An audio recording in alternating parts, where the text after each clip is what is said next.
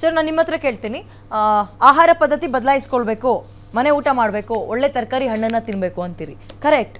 ಆದರೆ ಈಗ ಬರ್ತಾ ಇರುವಂತಹ ಹಣ್ಣು ತರಕಾರಿಯೂ ಕೂಡ ನಿಮ್ಮ ಗಮನಕ್ಕೆ ಬಂದಿರುತ್ತೆ ಅಂದ್ಕೊಳ್ತೀನಿ ನಾನು. ಗದ್ದೆಯಲ್ಲಿ ಬೆಳೆಯುವಂತಹ ತರಕಾರಿಗೆ ಯಾವ್ಯಾವ ರೀತಿಯ ಕೆಮಿಕಲನ್ನು ಸ್ಪ್ರೇ ಮಾಡ್ತಾರೆ ಅನ್ನೋದು ನಾವು ಕಣ್ಣರೇ ಕಂಡಿದ್ದೀವಿ.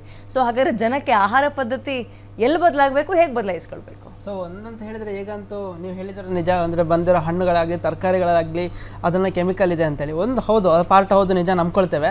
ಆದರೆ ಜನ ಅದನ್ನು ಅಟ್ಲೀಸ್ಟ್ ಅದನ್ನು ತಗೊಳ್ಳಲ್ಲ, ಅದು ಬಿಟ್ಟು ಫಾಸ್ಟ್ ಫುಡ್ಗೆ ಹೋಗ್ತಿದ್ದಾರಲ್ವಾ, ಅಟ್ಲೀಸ್ಟ್ ಜನ ಅದನ್ನಾದರೂ ತಗೊಳ್ಳಿಕ್ಕೆ ರೆಡಿ ಇಲ್ಲ. ಎರಡು ವಿಷಯ ವಿಷಯದ ಇಂಟೆನ್ಸಿಟಿ ಏನಾದರೂ ಸ್ವಲ್ಪ ಕಮ್ಮಿ ಮಾಡ್ಕೊಳ್ಳೋಣ ಅಂತ ಹೇಳಕ್ಕೆ ರೆಡಿ ಇಲ್ಲ ಜನರಿಗೆ. ಫಾಸ್ಟ್ ಫುಡ್ ಬೇಕು, ಇದು ಆಲ್ಮೋಸ್ಟ್ ಪಿಜ್ಜಾ ಬೇಕು, ಬರ್ಗರ್ ಬೇಕು, ಚಿಕನ್ ಬೇಕು.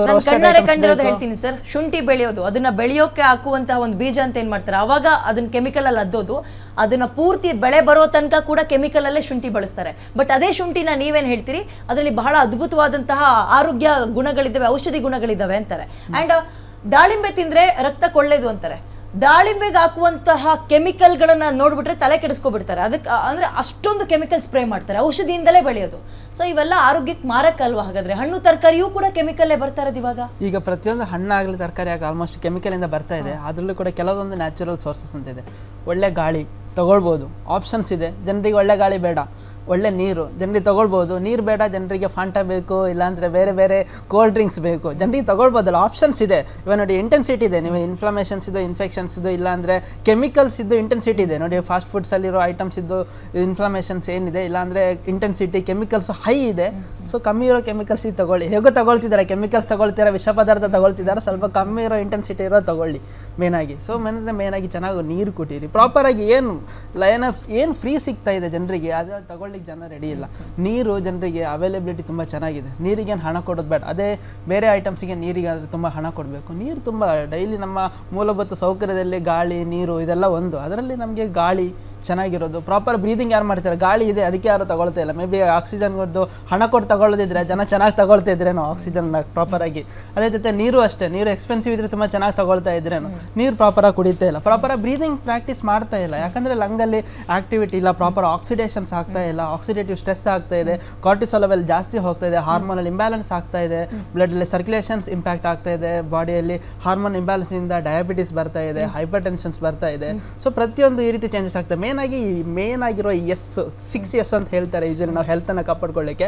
ಅದ್ರ ಬಗ್ಗೆ ನಾವು ಗಮನ ಇಡಬೇಕು. ಅಂದ್ರೆ ಒಂದು ಸಾಲ್ಟ್ ಇಂಟೇಕ್, ಇನ್ನೊಂದು ಶುಗರ್ ಇಂಟೇಕ್, ಇನ್ನೊಂದು ಸ್ಮೋಕಿಂಗ್, ಇನ್ನೊಂದು ಸೆಡೆಂಟರಿ ಲೈಫ್ ಸ್ಟೈಲ್, ಮತ್ತು ಇನ್ನೊಂದು ಸ್ಟ್ರೆಸ್.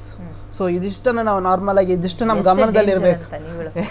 ಎಸ್ ಅನ್ನ ಕರೆಕ್ಟಾಗಿ ಗಮನಿಸ್ಕೊಳ್ಳಿ. ಎಸ್ ಮೇಲೆ ನೀವು ಗಮನ ಇಟ್ಕೊಂಡು ನೀವು ವರ್ಕ್ ಮಾಡಿದರೆ ಅದ್ರ ಮೇಲೆ ಕರೆಕ್ಟ್ ಪಾಯಿಂಟ್.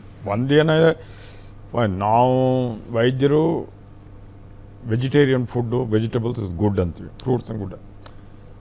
ಬಟ್ ಅದನ್ನು ಚೆನ್ನಾಗಿರೋ ವೆಜಿಟೇಬಲ್ಸು ಫ್ರೂಟ್ಸ್ ಅಂದರೆ ಹೆಲ್ತಿ ಫುಡ್ ಅದನ್ನು ಗೌರ್ಮೆಂಟ್ ನೋಡ್ಕೊ. ಅದೇ ಪ್ರಾಬ್ಲಮ್ ಆಗಿರೋದು. ಇವಾಗ ಏನಾಗಿದೆ, ನಾವು ಮುಂಚೆ ಎಲ್ಲನೂ ಕಂಟ್ರೋಲ್ ಇತ್ತು, ಈಗ ಏನೂ ಕಂಟ್ರೋಲ್ ಇಲ್ಲ.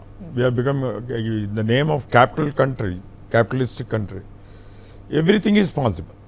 ನಾವು ಅಂದರೆ ಬಿಕಾಸ್ ನಾವು ಪಾಶ್ಚಿಮಾತ್ಯ ದೇಶದಲ್ಲಿ ಆ ಹಣ್ಣು ಚೆನ್ನಾಗಿ ಕಾಣುತ್ತೆ ಅಂತೇಳಿ ಅದನ್ನು ಮಾಡೋಕ್ಕೆ ನಾವು ಅದಕ್ಕೆ ಬೇರೆ ಇಂಜೆಕ್ಟ್ ಮಾಡಿ ಅದನ್ನು ಗೌರ್ಮೆಂಟ್ ಸ್ಟೆಪ್. ನಮ್ಮಲ್ಲಿ FDA ಅಂತ ಏನು ಹೇಳ್ತೀವಿ, food and drug administration, they have to be very practice of growing. ಅದನ್ನು ನೋಡ್ತಾ ಇಲ್ಲ.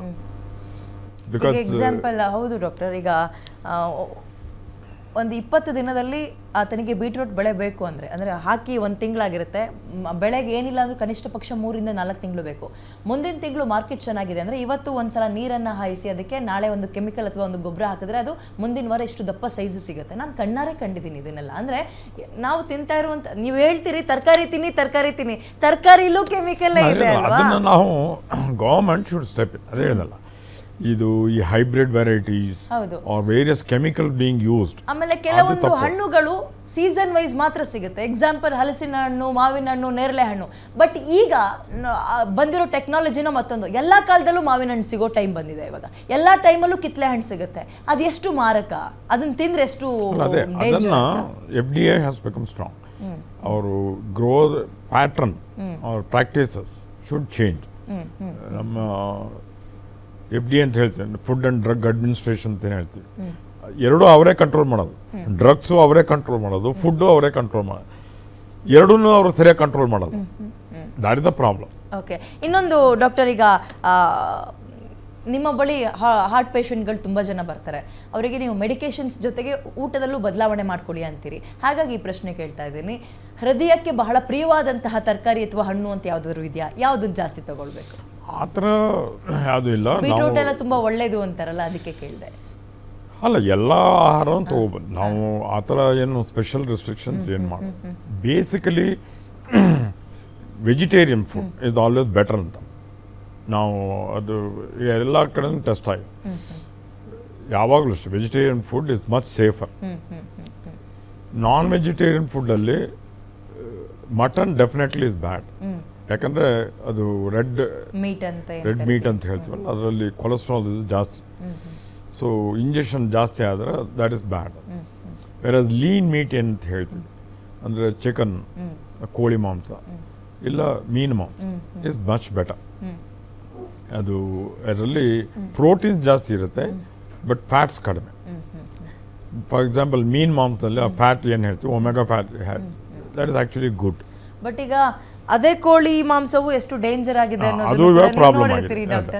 ಅದಕ್ಕೂ ಇಂಜೆಕ್ಟ್ ಎಳೆಮರಿಗೆ ಕೋಳಿಗೆ ಇಂಜೆಕ್ಷನ್ ಮಾಡ್ತಾರೆ, ಒಂದು ವಾರದಲ್ಲಿ ಅದು ನಮಗೆ 4-5 kg ಅಷ್ಟು ತೂಕ ಬಾಳುವಂತಹ ಚಿಕನ್ ಸಿಗ್ತಾ ಇದೆ. ಅವೆಲ್ಲ ಹೇಳಿದಲ್ಲ, that is where the government should, the FDA should ಈ ಪ್ರಾಕ್ಟೀಸಸ್ ಚೇಂಜ್ ಮಾಡಬೇಕು. ಇದು ಏನಾಗಿದೆ, ಫ್ರೀ ಇದು ಬಿಟ್ಬಿಟ್ಟು ಅವರು ಕ್ವಿಕ್ ಮನಿ, ಎವ್ರಿಬಡಿ ವಾಂಟ್ಸ್ ಕ್ವಿಕ್, ಬೇಗ ಬೆಳಿಬೇಕು, ಬೇಗ ದುಡ್ಡು ಮಾಡಬೇಕು ಅಂತ, ಅದು ತಪ್ಪು. ಸೊ ವೆಜಿಟೇರಿಯನಲ್ಲಿ ನಾವು ಏನು ಹೇಳ್ತೀವಿ, ಅಫ್ಕೋರ್ಸ್ ಆಲೂಗೆಡ್ಡೆ ಅಂಥದ್ದೆಲ್ಲ ಕಡಿಮೆ ಮಾಡಿ ಅಂತ ಹೇಳಿ. ಯಾಕಂದರೆ ಆಲೂಗೆಡ್ಡೆ ಪೂರ್ತಿ ಕಾರ್ಬೋಹೈಡ್ರೇಟ್ರಿಂದ ವೇಟ್ ಜಾಸ್ತಿ ಆಗುತ್ತೆ. ಅದು ಹೃದಯಕ್ಕೆ ಡೈರೆಕ್ಟ್ ಡ್ಯಾಮೇಜ್ ಮಾಡುತ್ತೆ ಅಂತಲ್ಲ, ಬಟ್ ಅದರಲ್ಲಿ ಇದು ಕಾರ್ಬೋಹೈಡ್ರೇಟ್ ಕಂಟೆಂಟ್ ಜಾಸ್ತಿ ಇರೋದ್ರಿಂದ ವೇಟ್ ಜಾಸ್ತಿ ಆಗುತ್ತೆ. ಸೊ ಆಲೂಗೆಡ್ಡೆ ಅಂಥದ್ದು ಕಡಿಮೆ ಮಾಡಿ, ಫೈಬರ್ ಇರೋದು ಜಾಸ್ತಿ, ಅಂದರೆ ಸೊಪ್ಪು, ಸೌತೆಕಾಯಿ, ಬೀನ್ಸು, ಬೇರೆ ಬೇರೆ ತರಕಾರಿಗಳು, ಆ ಥರ ತರಕಾರಿಗಳು ಒಳ್ಳೆಯದು. ಯಾವುದು ಫೈಬರಲ್ಲಿ ಜಾಸ್ತಿ ಇರುತ್ತೆ, ಆ ಫೈಬರ್ ಜಾಸ್ತಿ ತೊಗೊಂಡಷ್ಟು ಕೊಲೆಸ್ಟ್ರಾಲ್ ಅಬ್ಸಾರ್ಪ್ಷನ್ ಕಡಿಮೆ ಆಗುತ್ತೆ, ಶುಗರ್ ಬೆಟರ್ ಕಂಟ್ರೋಲ್ ಆಗುತ್ತೆ, ಅದು ಒಳ್ಳೆಯದು ಅಂತ ನಾವು ಅಷ್ಟೇ. ಓಕೆ ಡಾಕ್ಟರ್, ಈಗ ಆಹಾರ ಪದ್ಧತಿ ಅಂತ ಬಂದಾಗ ಈಗ ಒಂದು ಟ್ರೆಂಡೇ ಶುರುವಾಗಿದೆ. 1 ನಿಮಿಷದಲ್ಲಿ ಅದು ಹೆಂಗಂತ ಹೇಳಿದ್ರೆ, ಈ ತರಕಾರಿಗೆ ಎಷ್ಟು ಮಾರ್ಕ್ಸ್ ಕೊಡ್ತೀರಿ, ಈ ಸೊಪ್ಪಿಗೆ ಎಷ್ಟು ಮಾರ್ಕ್ಸ್ ಕೊಡ್ತೀರಾ ಅಂತ ಸೋಷಿಯಲ್ ಮೀಡಿಯಾದಲ್ಲಿ ಒಂದು ಟ್ರೆಂಡ್ ಶುರುವಾಗಿದೆ. ಹಾಗಾಗಿ ಈ ಪ್ರಶ್ನೆ ಕೇಳ್ತಾ ಇದ್ದೀನಿ, ಕಣ್ಣಿಗೆ ಈ ತರಕಾರಿ ಒಳ್ಳೆಯದು, ನಮ್ಮ ದೃಷ್ಟಿ ಚೆನ್ನಾಗಿ ಕಾಣಕ್ಕೆ, ಕೂದಲಿಗೆ ಇಂಥ ಸೊಪ್ಪು ಒಳ್ಳೆಯದು ಅಂತೆಲ್ಲ ಬರ್ತಾ ಇದೆ. ಸೊ ಆಹಾರ ಪದ್ಧತಿ ಹೇಗಿರಬೇಕು, ಯಾವ ತರಕಾರಿ ಒಳ್ಳೆಯದು, ಏನು ಮಾಡ್ಬೇಕು ನಾವು? ಮೇಡಮ್, ಯಾವುದೇ ಒಂದು ನಾನು ಯಾವ ರೀತಿ ಅಂದರೆ, ಒಂದು ಆರ್ಗನ್ನನ್ನು ನೋಡಲ್ಲ ನಾನು, ಒಂದು ಸೆಲ್. ಯಾಕಂದರೆ ಎಲ್ಲ ಒಂದು ಆರ್ಗನ್ನು ಕೂಡ ಒಂದು ಬೇಸಿಕ್ ಒಂದು ಸೆಲ್ಲಿಂದ ಶುರುವಾಗಿರ್ತಕ್ಕಂಥದ್ದು. ಕೆಲಸ ಬೇರೆ ಬೇರೆ ಮಾಡ್ತಾ ಇದೆ. ಹಾರ್ಟ್ ಕೆಲಸ ಬೇರೆ, ಬಟ್ ಹಾರ್ಟಿನ ನೀಡ್ ಬೇರೆ ಅಲ್ಲ. ಹಾರ್ಟಿಗೆ ಅವಶ್ಯಕತೆ ಇರತಕ್ಕಂಥ ಫುಡ್ ಬೇರೆ ಅಲ್ಲ, ಲಿವರಿಗೆ ಅವಶ್ಯಕತೆ ಇರತಕ್ಕಂಥ ಫುಡ್ ಬೇರೆ ಅಲ್ಲ. ಎಲ್ಲ ಪ್ರತಿಯೊಂದು ಆರ್ಗನ್ಸು, ಪ್ರತಿಯೊಂದು ಸೆಲ್ಸು ಕೇಳ್ತಕ್ಕಂಥದ್ದು nutrients, carbohydrates, protein, fat, vitamins ಮತ್ತು ಮಿನರಲ್ಸ್ ಇಷ್ಟನ್ನೇ ಕೇಳುತ್ತೆ.